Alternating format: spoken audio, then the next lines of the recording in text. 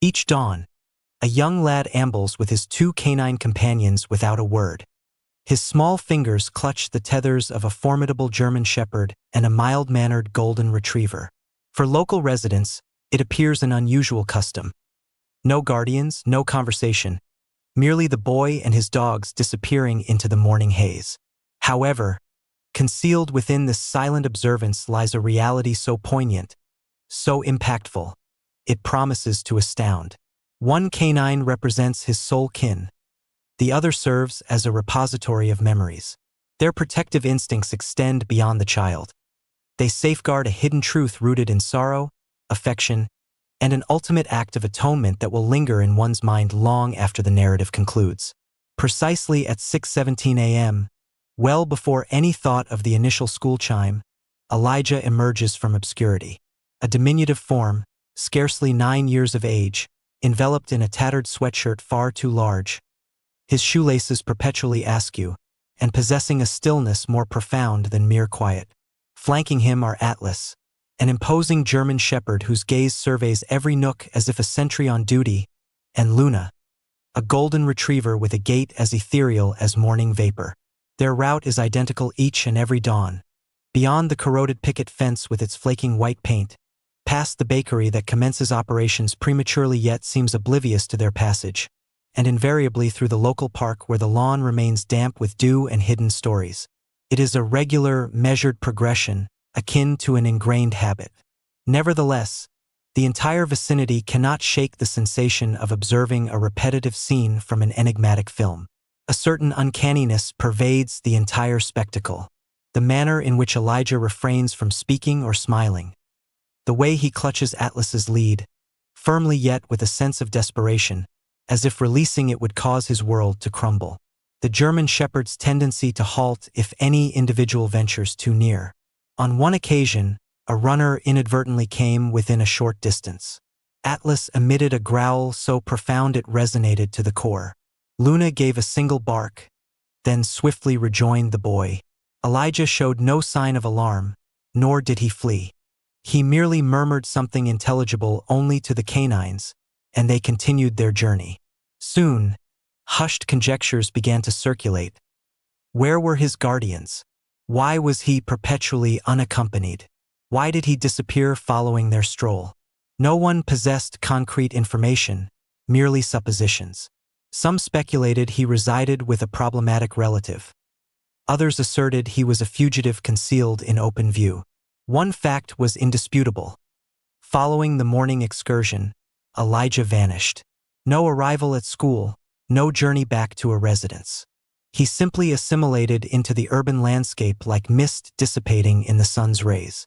Yet, the sentiment evoked was not compassion, but a sense of disquiet, an intuition that something was amiss. However, no one could precisely identify the cause. He was excessively silent. His dogs were overly vigilant, and Atlas's occasional gaze towards unfamiliar individuals suggested he possessed knowledge hidden from others. However, not all observers allowed the enigma to remain unexamined. Enter Mrs. Connors, the community's unofficial monitor of peculiar occurrences. A former librarian possessing keener intuition than a writer of detective fiction and a heart still pained by the loss of her own son many years prior. For several weeks, she positioned herself by her window each dawn, feigning sips of tea while meticulously tracking Elijah's course. One day, she resolved to trail him solely to ascertain his safety. She maintained a considerable separation, her walking stick tapping gently behind her, her breathing shallow from a mixture of anxiety and remorse. Yet, midway along the path, near the overgrown track by the disused shipping yard, Elijah paused. He surveyed his surroundings, then abruptly disappeared through an opening in the chain-link barrier. Atlas cast a final intense look backward before also passing through. Luna trailed after them, gone. Mrs. Connors moved forward with difficulty, her heart thumping, but upon reaching the fence, she found nothing but dense foliage, the murmur of the wind, and the far-off sound of canines barking from some remote, neglected area of the city.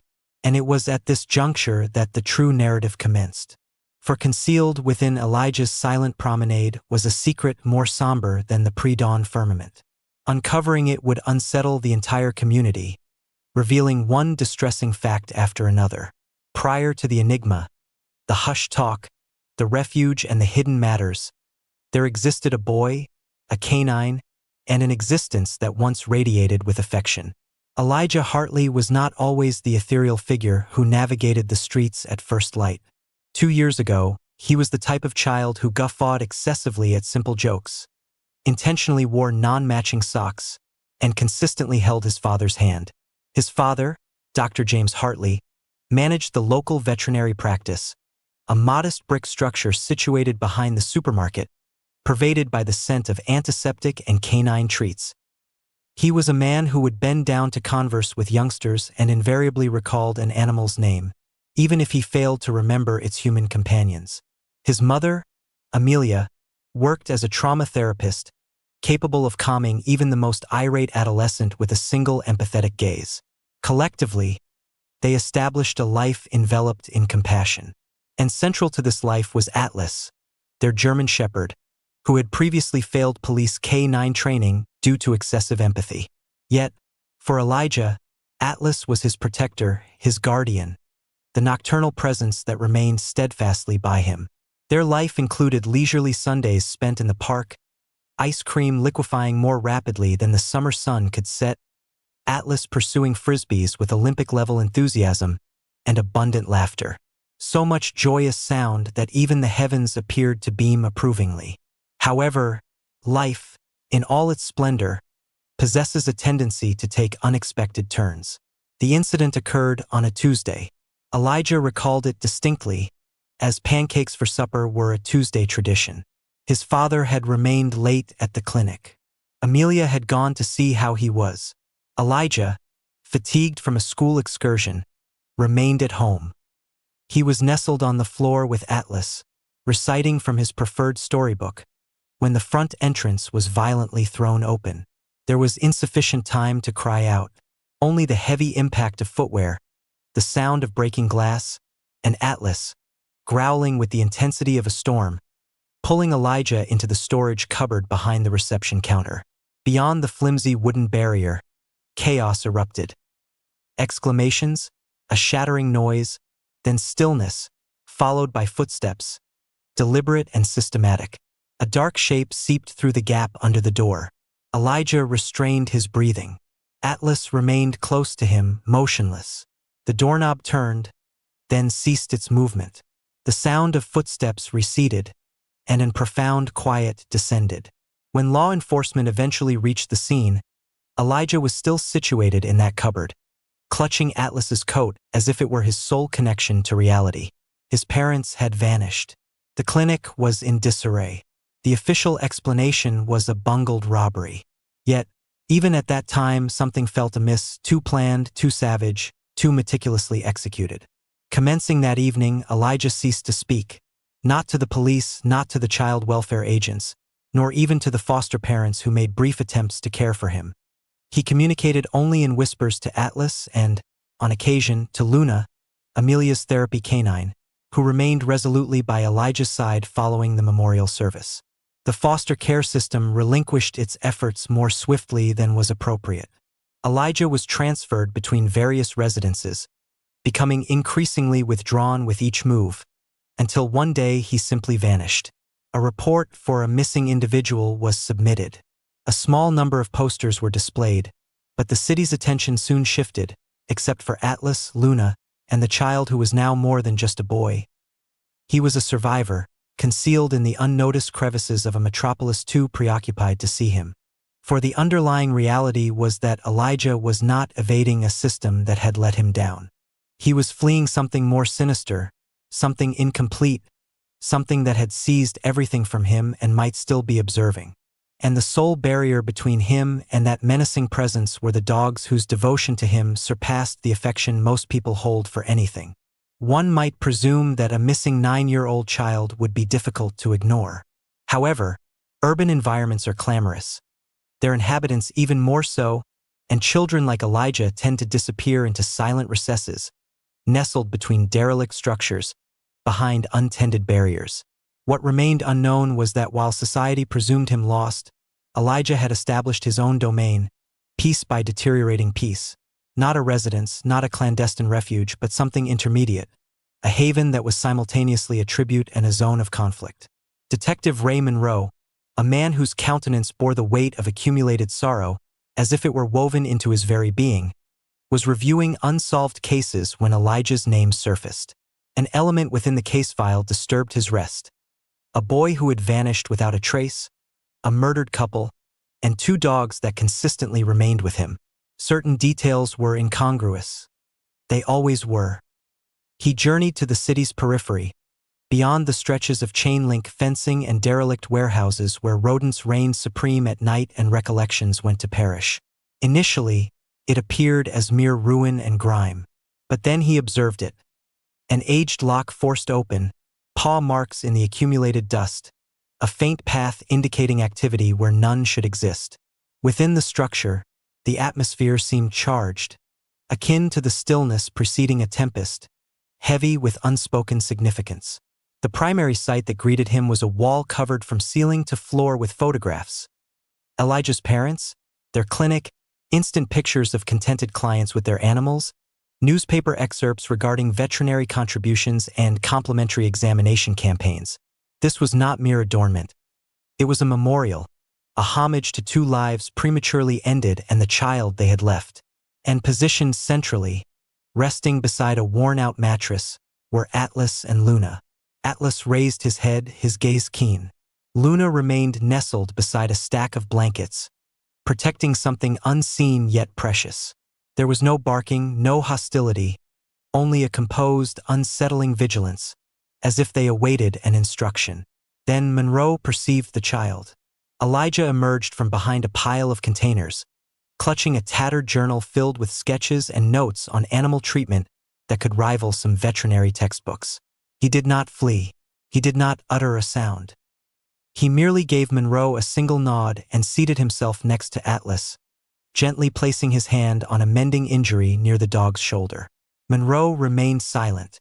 Instead, he turned and exited the building, depositing a cereal bar and a container of water on the threshold. Because this was more than a mere refuge. It was a mission. Elijah had been tending to animals, numerous of them. Squirrels, avians, stray felines, all mended, nourished, and set free upon regaining their strength. He was not concealing himself from the world. He was mending its fractured elements, one diminutive being at a time. Yet, as Monroe departed, a particular detail deeply troubled him. An old, damaged camera, affixed with tape to the corner of a support beam, flickered just once. Someone else was also observing. Elijah was not merely enduring. He was being pursued. And whatever he was safeguarding within that sanctuary, it extended beyond sorrow. For a period, the haven seemed inviolable, like a concealed realm poised between fractured cement and murmured recollections. Elijah had fashioned something hallowed from the devastation. Tending to creatures, nourishing strays, jotting down observations in journals marked by ink and optimism. However, tranquility is inherently transient. And on this occasion, the fissures in that piece did not merely hint at trouble. They actively pursued it. It began with a minor incident. A container of food vanished. Perhaps a raccoon. Elijah dismissed it. Subsequently, footprints appeared, profound boot-shaped indentations in the earth outside the sanctuary's entrance, too distinct, too purposeful. Atlas sniffed them and his fur stood on end, his subdued growl causing the floor to vibrate. Luna's ears became alert, her tail ceased its motion. Some entity or individual had been in close proximity, observing. Still, Elijah remained silent, neither to the outside world nor to himself. He merely installed an additional lock on the gate, drew the dogs nearer at night, and persisted with his work. Because when all that one cherishes is violently taken, one learns to coexist with apprehension and to persevere regardless. Yet, fear possesses an aroma, and Atlas detected it. One evening, amidst a relentless downpour, Elijah was mending an injured squirrel's limb by the illumination of a battery-operated lamp.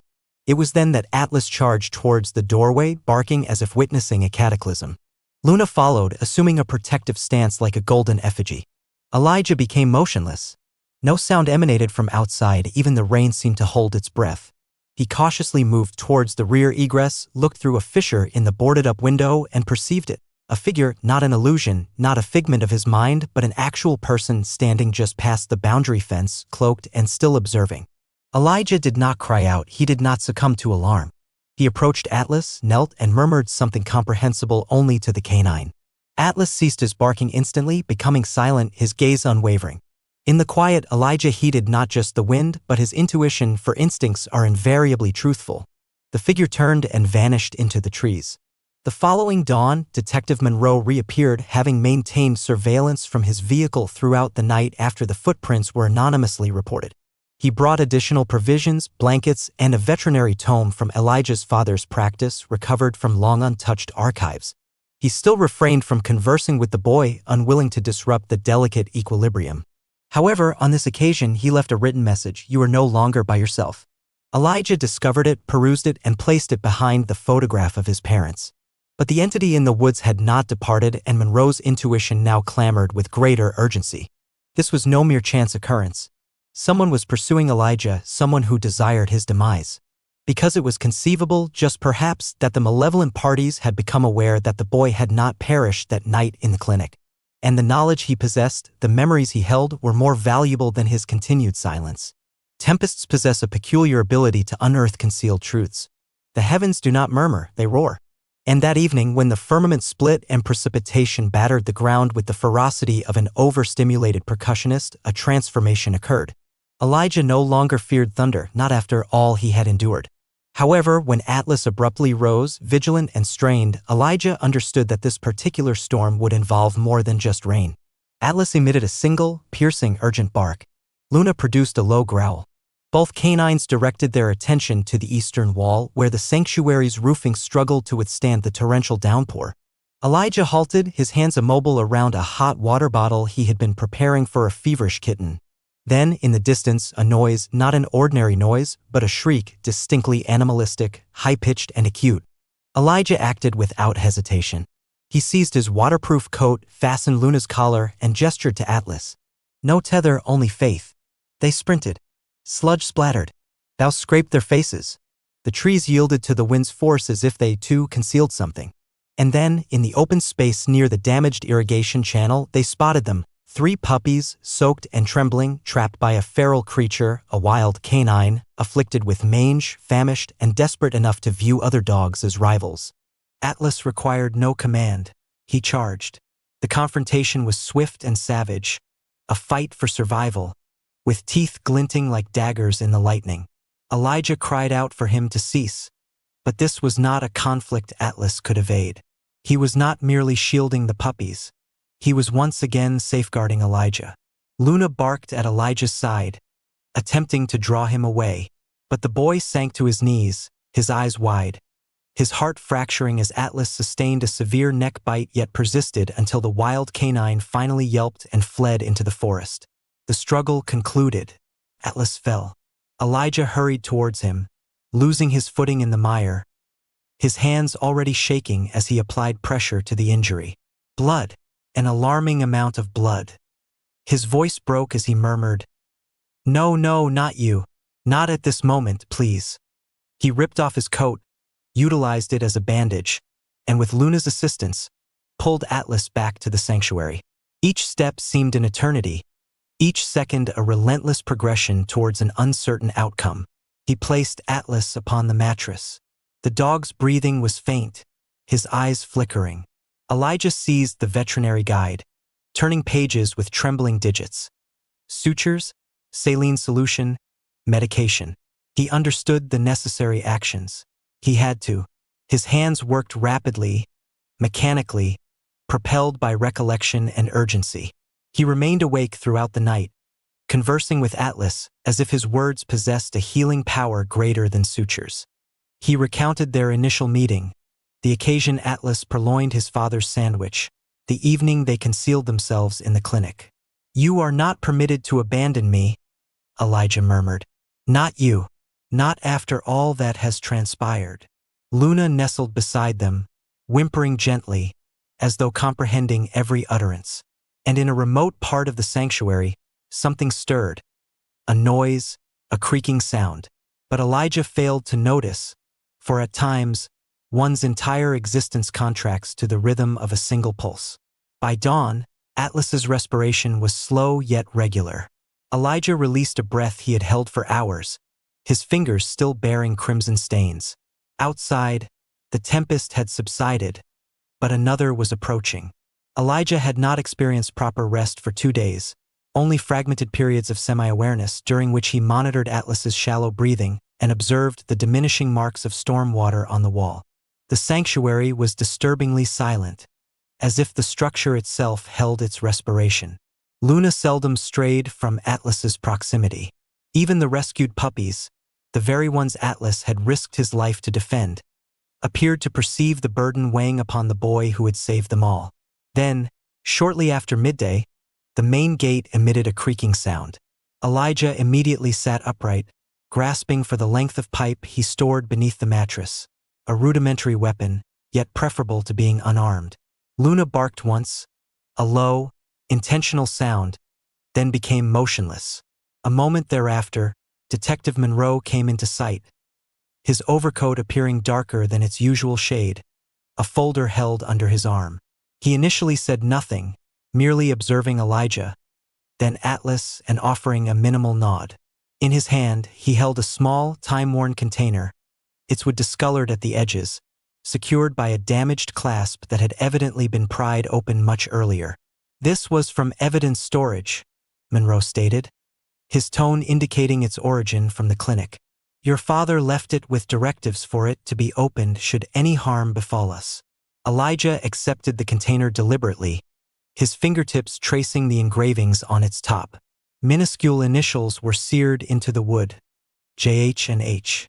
Within lay a folded missive, discolored with age and secured with a wax seal. His name, Elijah, was inscribed in his father's sloping script. His hands quivered as he unsealed it. The letter contained more than a mere farewell. It was an admission, a caution, a guide to a reality concealed beneath the official report of a botched robbery. Dr. Hartley had unearthed something significant within the inventory logs of a pharmaceutical associate that contributed surplus medications to the clinic. Discrepancies unaccounted for drugs, animal consignments that never reached their destination. It was not philanthropy, it was a facade, a cover for an illicit network involved in the trade of rare and genetically altered animals to clandestine purchasers. These creatures were subjected to experiments, mistreated, and sold. When he attempted to disclose his findings, the intimidation commenced, followed by the break-in at the clinic. Elijah had been a witness, not coincidentally, but as a result of destiny. And the individual observing from the forest might not have completed their intended task. Elijah let the letter fall, his eyes welling with tears, not of fear, but of rage, of understanding. Everything became clear, the quietude, the lurking figures, why Atlas had consistently behaved more like a protector than a mere companion, why Monroe's appearance had not seemed like an unwelcome interference but rather a timely intervention. Monroe remained by the entrance, observing Elijah grapple with the revealed truth. Then, as if anticipating the subsequent turmoil, he rested a hand on the boy's shoulder. "The perpetrator was never apprehended," he stated. "Not formally, but this alters the entire situation." Elijah raised his head, his voice still diminutive yet sharp enough to pierce the prevailing stillness. "They believe I perished," Monroe affirmed with a nod. "Which gives you a strategic benefit. It was more than just a letter, it was an impetus." And in that instant, the child who had previously communicated only in hushed tones to his canines discovered something more potent than apprehension. He found determination.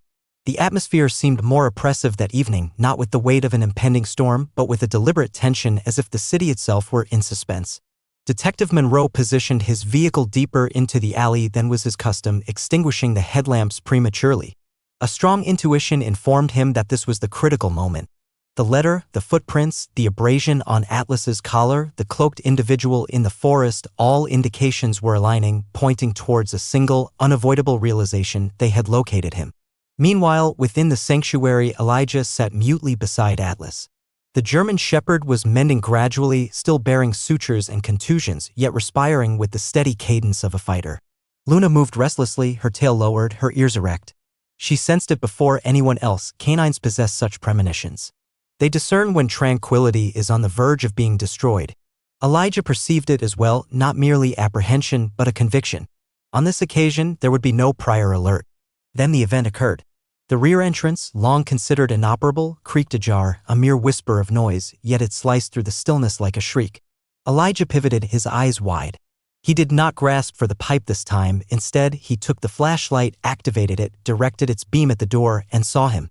A man, in his late 40s, wearing gloves, hood raised. Not a mere intruder, he carried no flashlight, displayed no indecision, only action, calculated, exact, dispassionate. The man entered. No words were spoken, just a single glance at Elijah, then at Atlas, then at the corner camera Elijah had positioned. And abruptly a click, a knife materialized in his hand. That was sufficient provocation for Atlas. The injured German shepherd stood, emitting a growl like thunder. Regardless of his condition, despite his wounds, he positioned himself between the unfamiliar man and Elijah without a moment's hesitation. The man paused, clearly surprised that the dog was still capable of movement. Elijah retreated, his heart thumping, desperately seeking anything, a means of defense, a telephone, a divine intervention. A struggle ensued. The unfamiliar man attacked and Atlas retaliated. Luna joined the fray with a snap of her jaws. The room descended into turmoil, filled with shouts, barking, and the sound of toppling furniture. Elijah sought refuge as the stranger forcefully kicked Atlas against the containers.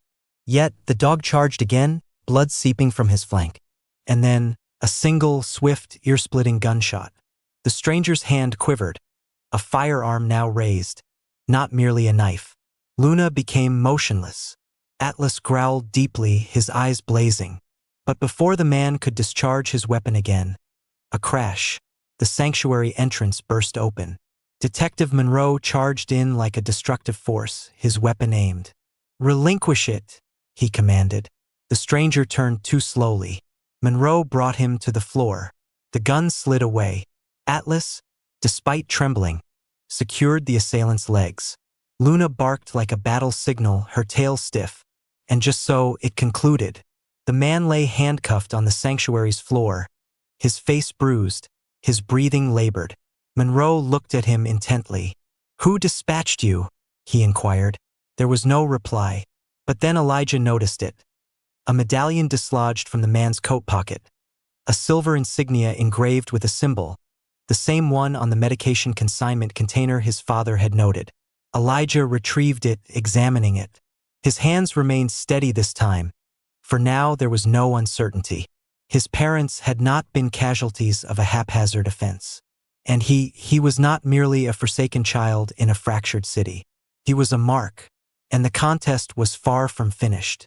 As the sun ascended the following day, it illuminated more than just another damaged section of the city. It heralded transformation, genuine transformation, the kind that emerges only after turmoil has exhausted itself, leaving behind something purer, something more resilient. Elijah stood externally to the sanctuary, or what remained of it. The shattered furnishings, the bullet aperture in the wall, the dried bloodstains on the cement, all testified to the conflict that had just concluded. Yet, he did not appear fearful. He seemed composed, not due to an absence of fear, but because, for the first time in an extended period, he understood he was not by himself. Atlas emerged beside him, limping, his sutures still new, yet his head was held aloft with regal bearing. Luna followed closely, her tail gently swaying, her eyes surveying the street like a quiet protector. They required no verbal communication. Their connection was expressed through respiration and shared looks. These were not merely animals. They constituted his past, his defense, and now his prospects. Detective Monroe had occupied the remainder of the night making telephone calls, some to influential individuals. The medallion Elijah had discovered initiated a comprehensive inquiry. The apprehended man was more than a mere assassin. He was a courier, a clue that unraveled a long inactive case involving illicit animal trade, official concealments, and misappropriated finances presented as contributions. And Elijah was not to be returned to the foster care system, because Mrs. Connors, the very woman who had once observed him with distrust from her window, stood at the sanctuary's entrance holding a notepad and 2 cups of hot tea. She posed no questions, simply smiled and stated, "You are accompanying me, young man.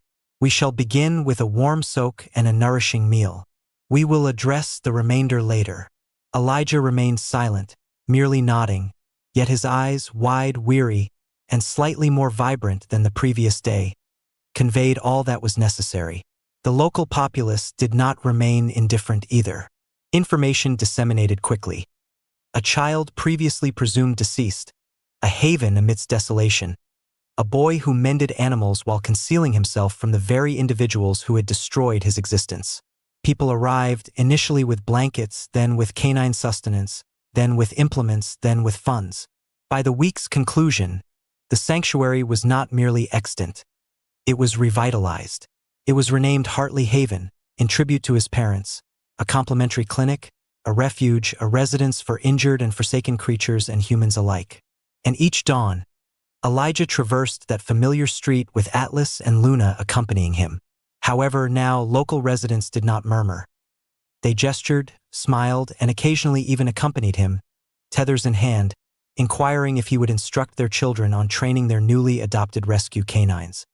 And Elijah, he began to speak once more. Not extensively, but sufficiently.